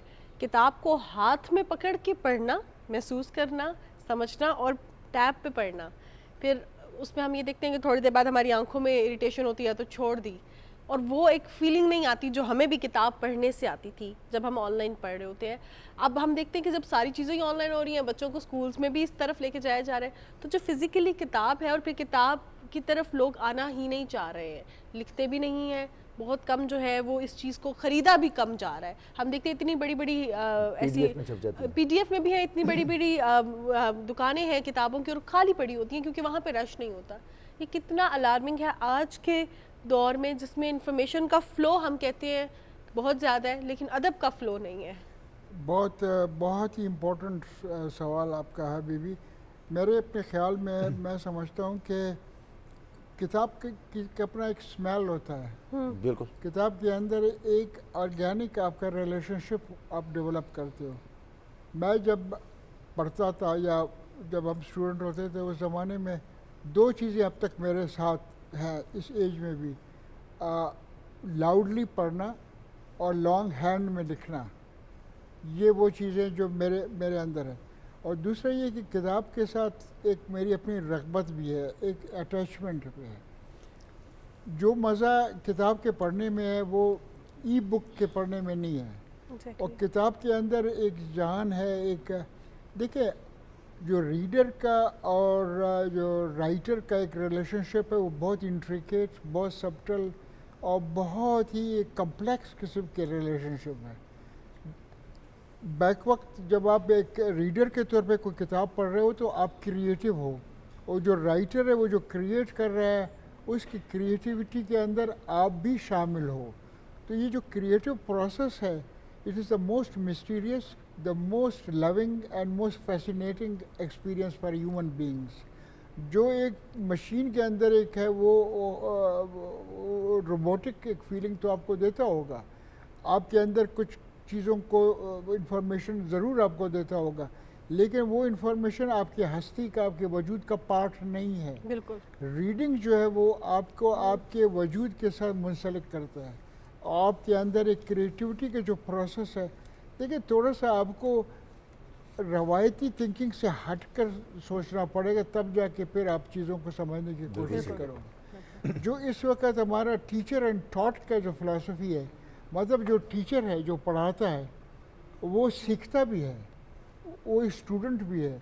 इसीलिए से एक जो राइटर है वो उसको पढ़ने वाला भी है, जो रीडर है वो राइटर भी है, और जो राइटर है वो रीडर भी है। एग्जैक्टली। ये वो रिलेशनशिप है। अगर आप इस रिलेशनशिप को समझते हो तो जो शुरू में मैंने बात की थी रिफ्लेक्टिव थिंकिंग के हवाले से, बेसिकली बात ये है कि रीडर का और राइटर का एक रिलेशनशिप है। अगर आप उसको समझ गए, ये डिपेंड करता है आपके टीचर के ऊपर कि वो आपको टीच कैसे करता है। अगर उसका एटीट्यूड डिक्टेटोरियल है, अगर उसका एटीट्यूड फ़र्ज़ करें कि बैंकिंग सिस्टम ऑफ एजुकेशन पर बिलीव करता है कि 2 साल का कोर्स आपको पढ़ाएगा और आपसे कहेगा कि 2 घंटे में आप रिप्रोड्यूस कर दें, किसी बच्चे का की मेमोरी सही हो सकता है, वो मेमोराइज कर सकता है। असल चीज़ ये है कि प्रॉब्लम सॉल्विंग होना चाहिए। रिफ्लेक्शन का मतलब क्या है? You face a problem, you solve the problem based on your past experience, on your knowledge, on your reflection. ये बहुत इम्पोर्टेंट है। मैं समझता हूँ कि हमारे इंस्टीट्यूशंस में, हमारे कॉलेजेस में हमें जिसकी ज़रूरत है, आज जिस चीज़ की ज़रूरत है वो ये कि हमारा मेरे अंदर अगर मेरा टीचर मेरे क्रिटिकल सेल्फ को बेदार नहीं कर सकता मैं समझता हूँ कि वो that is dead knowledge, dry knowledge, meaningless knowledge. एक टीचर के लिए ज़रूरी है कि वो मेरे अंदर वो रिफ्लेक्शन पैदा करे। आखिर मैंने एक गांव में पैदा हो के मैं अपने रेगिस्तान के गांव से उठ के मैं लाहौर आया अपने मास्टर्स करने के लिए, और यहाँ पे फ़लसफ़े में मैं पढ़ता रहा। तो उस टीचर्स की वजह से आज मैं सोच सकता हूँ, मैं बोल सकता हूँ।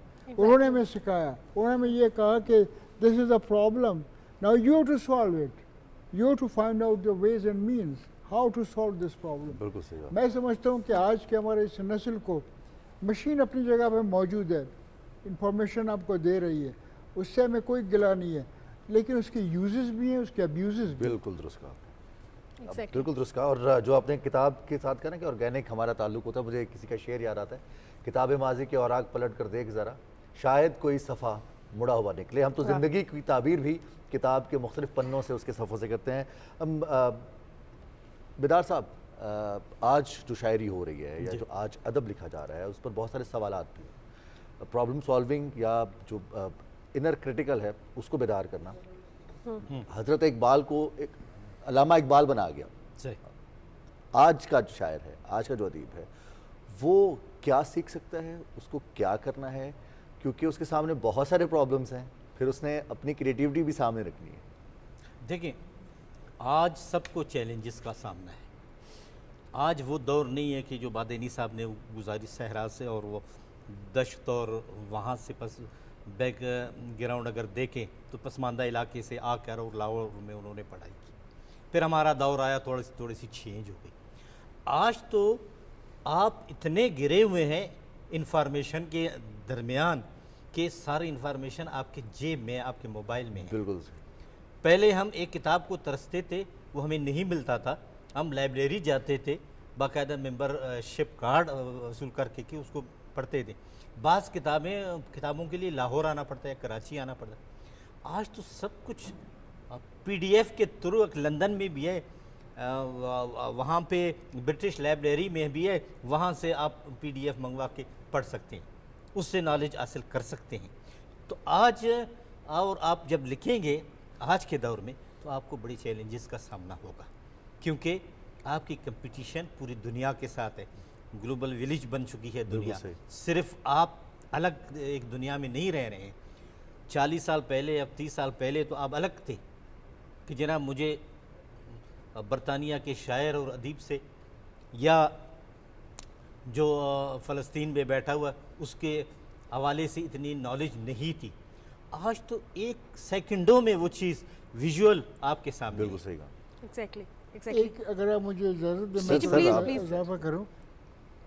बेदार साहब जो बात कर रहे हैं बस सही कह रहे हैं। बात जो बात मैं करने वाला हूँ वो ये है कि अदीब करता क्या है।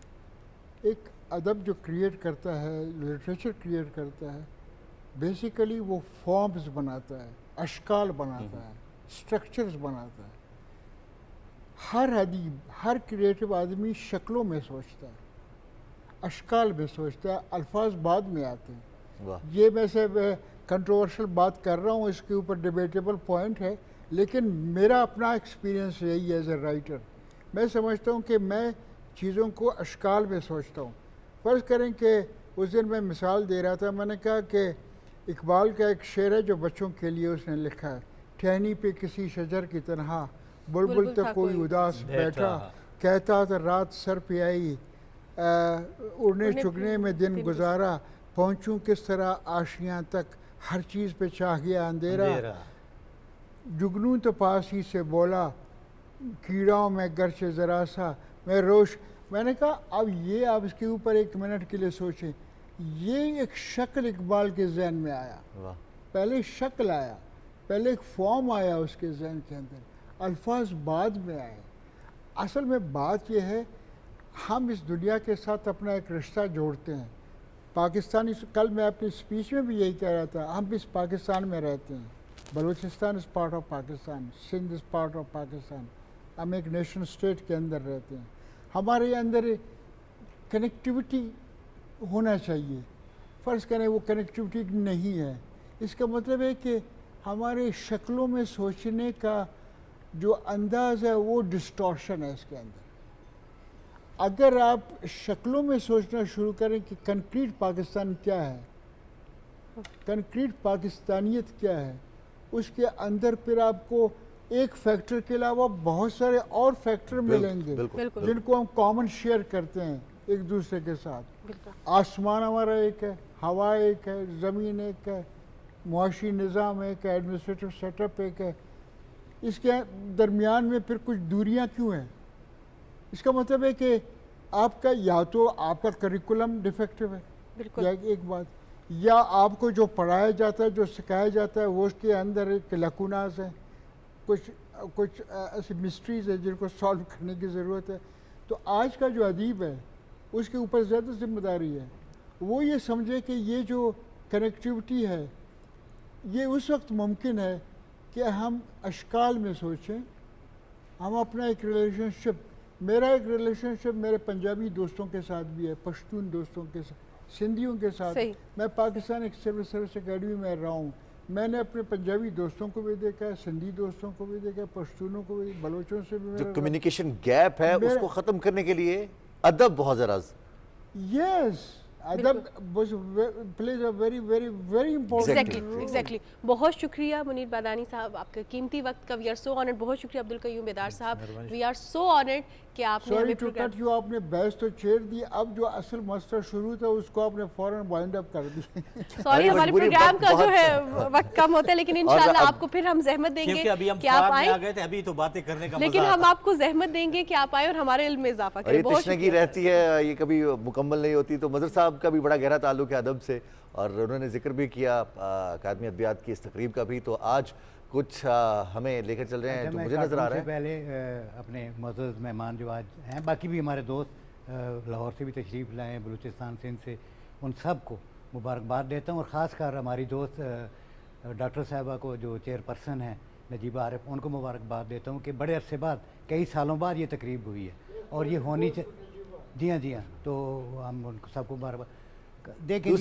ईद आ रही है और जो चीफ कसाब बैठे हुए हैं ना, वो कहते हैं जी हमारे पास कोई टाइम नहीं है, और हकीकत भी यही है। अच्छा, एक वो फेरे होते हैं जो ऐसे ही जिनको पता नहीं होता, वो हड्डियाँ छड़ियाँ, सीजनल कसाब, वो ख़राब सीजनल नहीं, लेकिन जो ओरिजिनल कसाब है उसके पास तो बिल्कुल वक्त ही नहीं है जी। मैं खुद कल गया, उन 2-3 के बाद उन्होंने कहा जी भाईजान महीना पहले बुकिंग हो गई थी। तो ये सूरत हाल है। अब अल्लाह करे सबकी कुर्बानियाँ अल्लाह कबूल फरमाए इंशाल्लाह, आमीन आमीन। और हम उम्मीद करते हैं कि आपको सीजनल के बजाय ओरिजिनल कसाब मिलेगा। प्रोग्राम का हम सिलसिला जो है आगे भी बढ़ाएंगे, लेकिन वक्त हुआ एक ब्रेक का।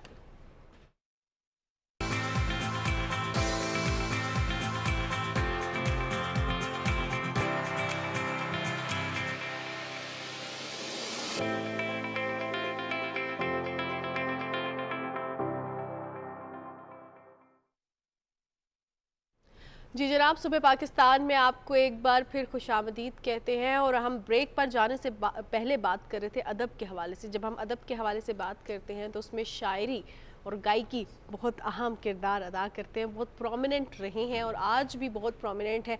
शायरी को समझने के लिए समटाइम्स हम गुलकारी का भी जो है सहारा लेते हैं, गायकी का सहारा लेते हैं, क्योंकि एक रिदम होता है जो कि हमें उस दुनिया में ले जाता है जिसमें शायर होता है। तो जब हमें जो उस रिदम में लेके जा रहे होते हैं और उनका हम नाम लें और गज़ल के हवाले से बात करें तो शहनशाह गज़ल मेहदी हसन साहब, किसके जो है, किसने आज की जनरेशन भी होगी या हमसे देखा जाए तो पहले से जो हमसे पहले के लोग हैं उन्होंने भी मेहदी हसन साहब को सुना, आज भी मेहदी हसन साहब को सुना जा रहा है और हमारे से बाद आने वाले लोग भी मेहदी हसन साहब को सुनेंगे। गज़ल हो, फिल्मी गीत हो, दुगाना हो, किसी किस्म की मौसीकी हो, मेहदी हसन खान साहब हर जगह मौजूद हैं। और 12 बरस हो गए उनको हमसे बिछड़े हुए, लेकिन आज भी वो अपने मद्दाहों के दिलों में जिंदा है। आज उनकी बरसी के हवाले से एक रिपोर्ट है, वो देखते हैं। गायकी की दुनिया में मुनफरिद अंदाज, मसूरकुन आवाज और मुश्किल रागों में बनी गजलों में सुरों का खूबसूरती से उतार चढ़ाव मेहदी हसन का खासा था। वो सन 1927 को भारत के शहर राजस्थान के गांव लूना में पैदा हुए। आजादी के बाद पाकिस्तान मुंतकिल हो गए। वो बचपन से ही गुलकारी के असरार और रमूज से वाकिफ थे और रियाजत जारी रखे हुए थे। ताहम फनी सफर का बाकायदा आगाज 1952 में रेडियो पाकिस्तान से किया और फिर ये सिलसिला आगे बढ़ता गया और सुर बिखरते चले गए। फिल्मों के लिए गाए जाने वाला हर गीत बेहद मकबूल हुआ। ये कागज़े फूल जैसे चेहरे मजाक उड़ाते हैं आदमी का। तिलिस्माती आवाज से सिर्फ फिल्मी गाने ही नहीं बल्कि बेशुमार गजलें भी गाईं। गजल गायकी की महारत और लफ्जों की अदायगी दिल को छू लेती। मेहदी हसन को उनकी खूबसूरत गजल गायकी की बिना पर शहंशाह गजल भी कहा जाता है।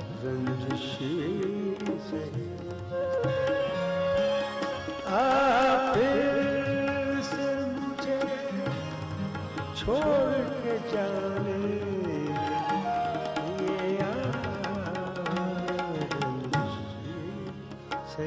हुकूमत पाकिस्तान की जानिब से मेहदी हसन को उनकी फनी खिदमात के एतराफ में सदारती अवार्ड बराए हुस्न कारकर्दगी, निशान इम्तियाज, हिलाल इम्तियाज, तमगा इम्तियाज और निगार अवार्ड से नवाजा गया। इसके अलावा भारतीय हुकूमत की जानिब से KL सेगल जबकि नेपाली हुकूमत की जानिब से गोरखा दक्षिणा बहु अवार्ड से भी नवाजा गया। 13 जून 2012 में वो तवील अलालत के बाइस कराची में इंतकाल कर गए। मेहदी हसन ने दुनियाई मौसीकी में जो मुकाम हासिल किया वो रहती दुनिया तक याद रखा जाएगा।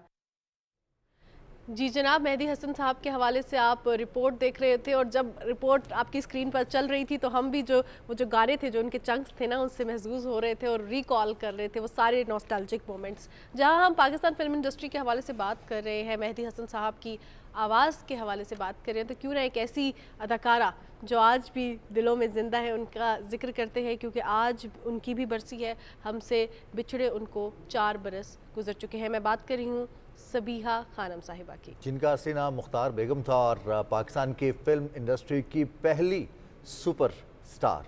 बहुत ज़बरदस्त गाने, बहुत शानदार सुपरहिट मूवीज़ उनके क्रेडिट पर मौजूद हैं। तवील अलालत के बाद 2020 में उनका इंतकाल हुआ। उनके हवाले से रिपोर्ट देखते हैं। लट उलझी सुलझा जा रे बालम, लट उलझी सुलझा जा रे बालम, मैं ना लगाऊंगी हाथ रे। सबीहा खानम 16 अक्टूबर 1935 को गुजरात में पैदा हुई। असल नाम मुख्तार बेगम था, लेकिन फिल्मी दुनिया में आने के बाद उन्हें सबीहा खानम के नाम से जाना गया। क्या में पाकिस्तान के बाद सबीहा खानम जैसे अदाकार ही थे जो इंडस्ट्री को अपनी मेहनत से बामे अरूज पर ले गए। सबीहा खानम ने अपनी फिल्मी कैरियर का आगाज 1949 में मसूद परवेज की फिल्म बेली से किया। 1953 में अनवर कमाल पाशा की फिल्म गुलाम उनको शोहरत की बुलंदियों पर पहुंचाने की वजह बनी। इसके बाद ना रुकने वाला सिलसिला चल निकला और अदाकारा को किसी भी फिल्म की कामयाबी की जमानत समझा जाने लगा। वो किरदार में ऐसा फितरी रंग भरती कि हकीकत का रूप धार लेता। मैं गरीब बेटा हूँ, मुझे कौन सिखाएगा? मैं सिखाऊंगा। ये एहसान आप मुझ पर क्यों करेंगे? यूँ तो सबीहा खानम ने अपने दौर के बेशुमार अदाकारों के साथ काम किया, मगर संतोष कुमार के साथ उनकी जोड़ी को बेहद सराहा गया और 1958 में ये फिल्मी जोड़ी रिश्ता अज़दवाज में मुंसलिक हो गई। आर्टिस्ट तो थे ही, इंसान भी बहुत अच्छे थे। वो कहते हैं कि रोमांटिक साइड से ज्यादा दोस्त थे, हमदर्द बहुत ज्यादा। और मुझे एज एन आर्टिस्ट भी बहुत सराहा करते थे, यार तू आर्टिस्ट बहुत अच्छी है। सबीहा खानम की मशहूर फिल्मों में मुखड़ा, हमारी बस्ती, सस्सी, सरफरोश, दो आंसू और दुल्ला भट्टी समेत बेशुमार फिल्में शामिल हैं। दुल्ला भट्टी हो या फिर 7 लाख हो या फिर ये जो मकबूल गाना जिससे आगाज़ हुआ था, लट उलझी सुलझा वो आए मौसम रंगीले सुहाने, ऐसे ऐसी चीज़ें हैं, ऐसी ऐसी गुफ्तगू, ऐसी ऐसी बातें हैं और ऐसे ऐसे लम्हात हैं कि इंसान को वापस उस वक्त में ले जाते हैं कि कितना काम, कितना कंपोज इरा था और किस तरह से तर्जुमानी की जाती थी इमोशंस की। वेल जी, अब तो हमारी तर्जुमानी इमोशंस की मौसम की नज़र, मौसम की, कुदरत का निज़ाम। खैर बेसिकली जब हमारे इमोशंस के हवाले से बात करें तो क्रिकेट में हमारे इमोशंस आजकल बड़े निकल रहे हैं। हम देखते हैं कि सोशल मीडिया में हर बंदा जो है एक्सपर्ट है और हर बंदा जो है क्रिटिसाइज 2 दिन पहले टीम को बुरा भला कहने वाले आज दुआएं कर रहे हैं कि बारिश ना हो। बिल्कुल जनाब, अब बारिश जो है देखते हैं कि होती है या नहीं होती, लेकिन उसके साथ साथ ये भी बड़ी इंपॉर्टेंट चीज़ है कि पाकिस्तान की पहले परफॉर्मेंस कैसी रही, अब पाकिस्तान कैसा परफॉर्म करेगा, क्या मोराल है पाकिस्तान का, हाई है मोराल या थोड़ा सा डाउन हो गया है क्रिटिसिज्म देख देख के। इस पर बात करने के लिए हमें प्रोग्राम में एक्सपर्ट ने ज्वाइन किया, क्योंकि हम बिल्कुल एक्सपर्ट खुद नहीं बनेंगे जिस तरह आजकल सोशल मीडिया पे सब लोग बने हुए हैं। खुरम शहजाद अवान हमारे साथ प्रोग्राम में जो है मौजूद है। Khurram, welcome to the show. अस्सलाम वालेकुम। वालेकुम खुर्रम भाई, सलाम। हल्के फुल्के एक्सपर्ट तो हम भी बन सकते हैं ना? बिल्कुल बन सकते हैं, पूरे पाकिस्तान ही बना हुआ है इस वक्त। तो हम भी बन जाए तो क्या होगा, पार्ट टाइम अब तक एक्सपर्ट। पाकिस्तान में सबसे ज़्यादा फॉलोइंग है क्रिकेट की जो है। बिल्कुल। तो खुर्रम, कैसे देख रहे हैं पाकिस्तान की जो अभी परफॉर्मेंस रही है और फिर जो सोशल मीडिया ट्रेंड्स रहे हैं, जो क्रिटिसिज्म रहा है, और उसके बाद अब पाकिस्तान का खैर मैच तो जीता पाकिस्तान ने पिछला, लेकिन स्टिल जो क्रिटिसाइज करने वाले हैं वो अभी भी कर रहे हैं कि नेट रन रेट पर इतना होना चाहिए था, इतनी जल्दी वो बना लेने चाहिए थे, टारगेट अचीव कर लेना चाहिए था। पाकिस्तान की परफॉर्मेंस पिछले मैच से क्या मोराल हाई हुआ है उनका? देखें, एक मैच जीता है, ज़ाहिर सी बात है, जब पाकिस्तान मैच जीतता है तो थोड़ा सा मोराल तो ज़रूर हाई होता है। और थोड़ा सा अनफॉर्चुनेट रहा जिस तरह से पाकिस्तान 2 मैच आ रहा है, एक अगेंस्ट यूएसए काफ़ी ज़्यादा क्रिटिसिज्म हुआ, फिर उसके बाद जिस तरह से इंडिया से आपको पता है कि लोएस्ट टोटल्स था, पाकिस्तान चेस नहीं कर सका। और पाकिस्तान की गिरफ्त भी बहुत अच्छी थी, स्पेशली देखें all credit are goes to their bowlers. Pakistan की टीम ने जिस तरह से एक जेल हुई, जिस तरह से आके खासकर बॉलर्स ने परफॉर्म किया, रिस्ट्रिक्ट किया 119 के अंदर, तो पाकिस्तान को अचीव करना चाहिए था। थोड़ा सा अनफॉर्चुनेट कहूँगा। फिर देखें अभी दूसरा भी मैच है, सारा डिपेंड करता है आपका यूएसए वर्सेस आयरलैंड, जो सुबह में मैच है। अभी मैं ऑफ एयर भी बात कर रहा था कि उसके अंदर बारिश की प्रोडक्शन जो है काफ़ी ज़्यादा 80 बारिश यहाँ आ जाए। हाँ, यहाँ भी एक्सपेक्टेड है, यहाँ बारिश हो जाए, वहाँ ना हो। और सही कह रहे हैं कि लास्ट वर्ल्ड कप में जिस तरह से देखें ट्रेंडिंग भी चल रही थी, कुदरत के निज़ाम में 2 चीज़ें हैं, एक होती है अनकंट्रोलेबल और एक होती है कंट्रोलेबल। ये तो अल्लाह के इख्तियार में, पर ये कि मैच होना चाहिए तो उससे पाकिस्तान को ज़्यादा बेनिफिट होगा। अच्छा, कल के मैच के हवाले से थोड़ी सी बात करेंगे। इंडिया यूएस मैच की बड़ा एक क्रिटिकल मोमेंट आया था जब इंडिया अच्छे खासे प्रेशर में था और वहाँ पर ओवर्स के दरमियान डिस्कशन के वक्त 5 पेनल्टी रन्स दिए गए इंडिया को, और वो रन्स थे कि आपने जो ओवर्स के दरमियान डिस्कशन का टाइम है वो 2 दफ़ा जो एक मुकर्ररा वक्त है उससे ज़्यादा वक्त दिया है यूएस से बॉलर्स ने। तो इस तरह के रन्स दे देना और इतने बड़े इवेंट में प्लेयर्स को वार्निंग दिए बगैर या फिर इतनी क्लैरिफिकेशन के बगैर, कल इसने सपोर्ट किया, वरना इंडिया तो काफ़ी मुश्किल में था यूएस के खिलाफ कल। देखिए, जैसे आपको पता है कि रिसेंटली आईसीसी ने अमिटमेंट की है लॉ के अंदर, और आपको इसके अंदर फर्दर लॉज वगैरह इम्प्लीमेंट किए हैं। आपको पता है कि पिछली सीरीज़ में भी हुई थी, इंग्लैंड की सीरीज़ में, फिर उसके बाद ट्रायल बेसिस पे थे, फिर इनको वर्ल्ड कप से इनको इम्प्लीमेंट करना था, पहले से इसके बारे में बताया गया था। तो देखें, इस तरह की चीज़ होनी चाहिए। आपको पता है कि शॉर्टर वर्जन ऑफ गेम है, इसके अंदर बहुत कम टाइम होता है, और डिस्कशन भी आपको लिमिटेड करनी चाहिए, क्योंकि आपको फ़ौरन चेंज करना है, एक लिमिटेड टाइम दी है, तो उसके अंदर अपनी सब चीज़ों को इम्प्लीमेंट करना है।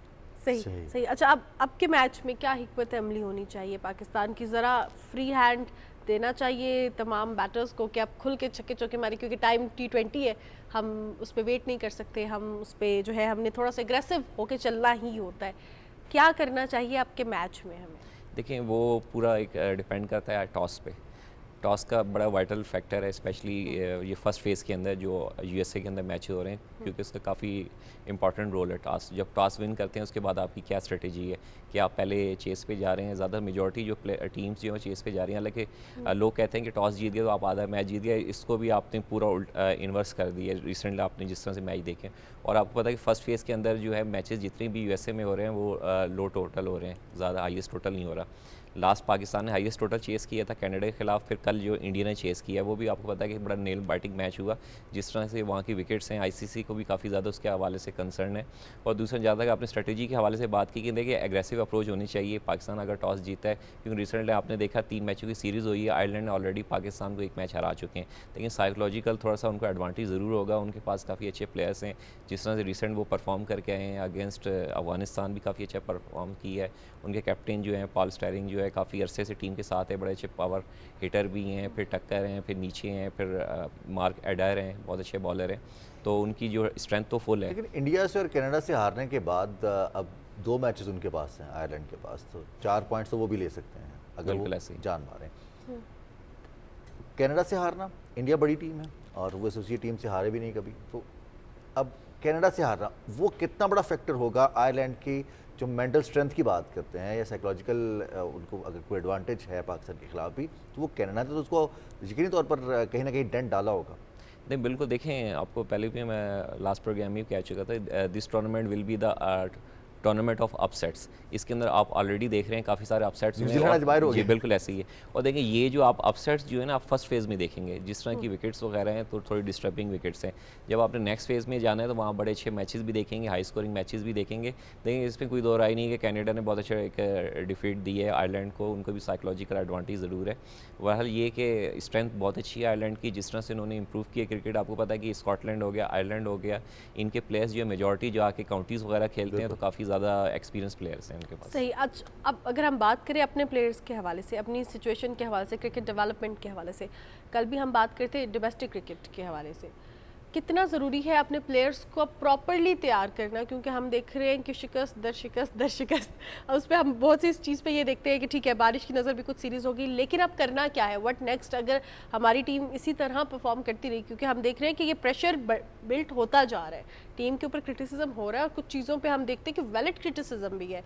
अब हमें क्या करना होगा ताकि हम जो है एक प्रॉपर एक अपना स्टैंडर्ड मेंटेन कर सकें। कुछ जगहों पे तो ये भी कहा गया कि हमारे वार्म अप मैचेस नहीं हुए, लेकिन हम सीरीज़ का तो हिस्सा रहे, हमारी एक तरफ से मैचेस तो हो ही रहे थे। स्टिल एक नई पिच चैलेंजिंग होती है, तो अब करना क्या होगा for the cricket development in Pakistan, क्योंकि हॉकी नेशनल गेम है लेकिन उससे ज़्यादा फेमस क्रिकेट है। देखिए थोड़ा सा मैं इसके अंदर ऐड ऑन करना चाहूँगा। स्पेशली आपको पता है कि इंडिया के हार के बाद एक स्टेटमेंट आई चेयरमैन पीसीबी की तरफ से, जिसमें उन्होंने कहा कि मेजर सर्जरी की ज़रूरत है और आपके पास जो पीछे बैकअप प्लेयर्स हैं, स्पेशली जो डोमेस्टिक के परफॉर्मर प्लेयर हैं, उनको हमने चांस देना है।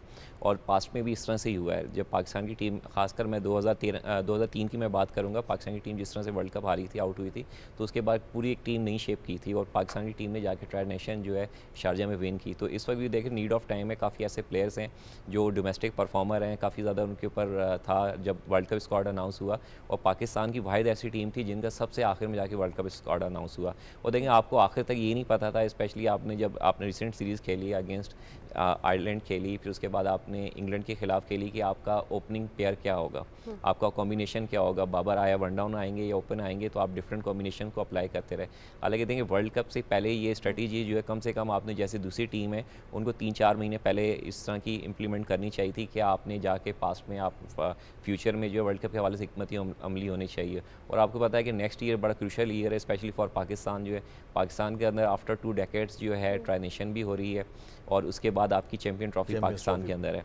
और देखें जहाँ तक आपने क्रिकेट डेवलपमेंट के हवाले से बात की, तो पाकिस्तान के अंदर काफ़ी सारे, अभी जैसे रिसेंटली मोहसिन नकवी साहब ने इनिशिएटिव ली है डोमेस्टिक में, काफ़ी सारे, खासकर जिस तरह से डोमेस्टिक क्रिकेट में आपकी डिपार्टमेंट क्रिकेट बहाल हुई है, आपके वहाँ पे 4 डे हुए हैं, आपके 1 डे मैचेस हुए हैं, फिर आपके स्पेशली देखें क्लब क्रिकेट बहाल हुई है जिसमें सबसे ज़्यादा मैचेस हो रहे हैं, फिर इंटर कॉलेजिएट हुई है, फिर विमेन क्रिकेट पर काफ़ी ज़्यादा इन्होंने इन्वेस्ट किया है, खासकर रिसेंट टाइम में जिस तरह से 85 प्लेयर्स को कॉन्ट्रैक्ट भी दिया गया, ये खुशाइन बात है। और सबसे खुशाइन बात ये है कि जिस तरह से पाकिस्तान के अंदर ग्राउंड्स की जो रिस्ट्रक्चरिंग हो रही है, काफ़ी स्टेडियम पे स्टार्ट हो चुका है, मेन बिल्डिंग जिस तरह से कल भी उन्होंने विज़िट किया, फिर उसके बाद आपका वेन्यू है रावलपिंडी है, फिर आपका कराची है, तो अपकमिंग आपके चैम्पियन ट्रॉफी को मद्देनजर रखते हुए काफ़ी अच्छी डेवलपमेंट्स हैं। हमने अपने ग्राउंड्स की बात कर लिया। एक 16 तारीख को हमारा मैच है फ्लोरिडा में, न्यूयॉर्क में नहीं है। फ्लोरिडा में अब पहली दफ़ा खेलेंगे, न्यूयॉर्क में भी पहली दफ़ा खेले थे, वहाँ पर क्या एक्सपेक्टेशंस हैं, किस तरह की विकेट होगी, वेदर कैसा होगा और ग्राउंड कैसा होगा, चौके लगेंगे, क्योंकि न्यूयॉर्क में तो नहीं लग रहे चौके, ना साउथ अफ्रीका से लगे हैं ना हमसे लगे हैं, और कल इंडियंस के लिए भी मुश्किल हुआ। देखें सही आपने कहा, न्यूयॉर्क में मेजॉरिटी प्लेयर्स जो हैं वो लॉन्ग हिट की तरफ जा रहे थे कि छक्के वगैरह ज़्यादा लगे, आपने इस तरह देखा भी है, जिस तरह आपने इनाग्रल मैच में देखा और दूसरे मैचेस में भी देखा। फिर फ्लोरिडा थोड़ा सा डिफरेंट वेन्यू है, वहाँ पे आपको थोड़ा सा जो है यहाँ से टेस्ट डिफरेंट नज़र आएगा। और मैं आपको पहले कह चुका हूँ कि देखें एग्रेसिव अप्रोच के साथ जाना चाहिए और नए वेन्यू पे। और जिस तरह से अभी थोड़ी देर पहले आपने बात की, देखें पाकिस्तान के जिस तरह से स्केड्यूल था, पाकिस्तान के यहाँ पे कोई वार्म अप मैचेस नहीं थे। देखिए एक आप नया आपका वेन्यू है, आपका एक नया एक्सपेरिमेंट है, तो यहाँ पे आपकी वार्म अप मैचेस होने चाहिए थे ताकि आपकी एक हारमोनी डेवलप हो जाती है। थोड़ा सा अनफॉर्चुनेट रहा कि उस तरह से नहीं हो सका। सही। खुर्रम शहजादवान साहब, बहुत शुक्रिया, आपकी कीमती वक्त का हमने क्रिकेट के हवाले से आपसे जाना, और ख़ास तौर पे हम पूरी उम्मीद हैं कि जो अगला मैच है फ्लोरिडा में पाकिस्तान अच्छा परफॉर्म करेगा। और उससे पहले कनाडा और अमेरिका के दरमियान, आयरलैंड और अमेरिका के दरमियान जो मैच है उसमें आयरलैंड जीते ताकि अमेरिका 4 पॉइंट्स तक ही महदूद रहे और पाकिस्तान फिर कनाडा के साथ इस उम्मीद के साथ खेले कि पाकिस्तान आयरलैंड के खिलाफ इस उम्मीद से खेले कि पाकिस्तान वो मैच जीते और नेट रन रेट की बुनियाद पर हम आगे चले। कहते हैं ना यूं होता तो क्या होता, तो अब हम जो है ना बड़ी आइडियलिस्टिक सिचुएशन की दुआएं भी कर रहे हैं और सोच भी रहे हैं और इंशाल्लाह होगा भी, क्योंकि ये सिर्फ मैचेस पाकिस्तान का मोराल हाई नहीं करते बल्कि हम तमाम लोगों का करते हैं, सिर्फ टीम का मोराल हाई नहीं होता। इससे पहले हमारी ईद हो जाएगी छोटी, बिल्कुल जनाब, और हमारी ईद अच्छी जिसमें ना दुगना हो सकती है उसकी खुशी और उसकी एंथुसियाज्म में इजाफा। सो अब प्रोग्राम का वक्त हो गया खत्म। अपनी मेज़बान माहनूर कुरैशी और रिजवान अली अहमद को इजाज़त दीजिए। अपना बहुत सा ख्याल रखिएगा। आपसे मुलाकात होगी इंशाल्लाह कल सुबह पाकिस्तान की एक नई एपिसोड के साथ। हमें इजाज़त दीजिए। अल्लाह हाफिज़।